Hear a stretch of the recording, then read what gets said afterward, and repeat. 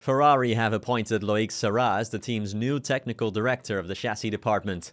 The Italian team snapped up Serra from Mercedes in the summer of 2023, but was put on gardening leave, meaning he can only start at Ferrari on October 1st of this year. Serra is one of two signings by Ferrari from Mercedes, as former F1 driver Jerome D'Ambrosio has also joined the Scuderia as deputy team principal, although he is due to start at a later date.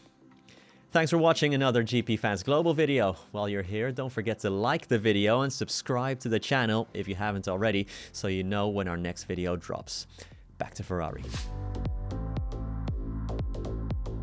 With 2 Grand Prix wins in 2024, including a famous home victory at Monza on Sunday, Ferrari find themselves third in both championships, with Charles Leclerc leading the charge. Especially in the Constructors' Championship, the title could well be on the cards, as the prancing horse is only 39 points behind leaders Red Bull with 8 rounds to go. Serra, who will integrate into the team in 4 weeks, could give Ferrari the final push.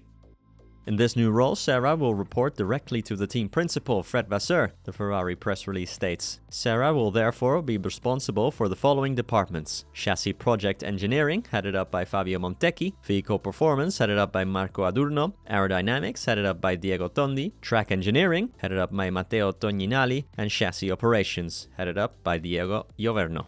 Over to the form team, McLaren, whose team principal Andrea Stella has confessed that the team hasn't introduced a big upgrade since May.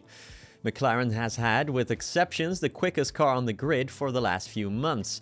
However, this is not down to earth-shattering upgrades, according to Stella, but rather by having a car that Lando Norris and Oscar Piastri can extract every bit of performance from. Both Norris and Piastri won their maiden Grand Prix in the last 4 months, Norris in Miami and Piastri at the Hungaroring. Lando has also taken pole position in 3 of the last 4 races, but this spike in performance is not down to massive gains in the wind tunnel or on the chassis, according to Andrea Stella.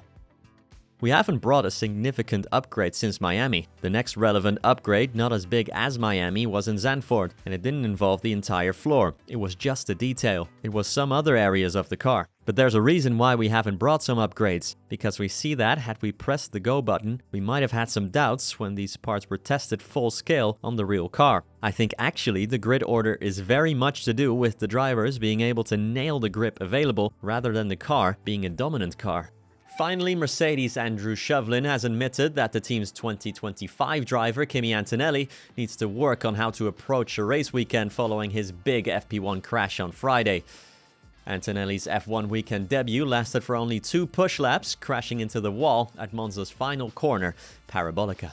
Despite the dramatic ending, the Italian showed the huge potential he has during his debut, pushing the Mercedes W15 to its limit until he went over it within minutes of leaving the pit lane. Antonelli's debut has excited Mercedes trackside engineering director Andrew Shovlin, although he too knows the teenager still has a lot to learn.